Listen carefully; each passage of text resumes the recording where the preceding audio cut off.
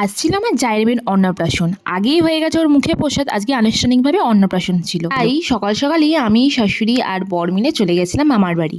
গিয়ে দেখি এই যে ছোট ছোট যে রিচুয়ালসগুলো থাকে সেগুলো স্টার্ট হয়ে গেছে। মানে একটা নিয়ম ছিল যে থালার মধ্যে অনেক কিছুই আছে, প্রথমও কোনটা নেবে। প্রথমে কিন্তু টাকা নিয়েছিল, তারপর মামা অর্থাৎ ওর দাদু ওকে ফার্স্টে পায়েস খাইয়ে দিচ্ছে।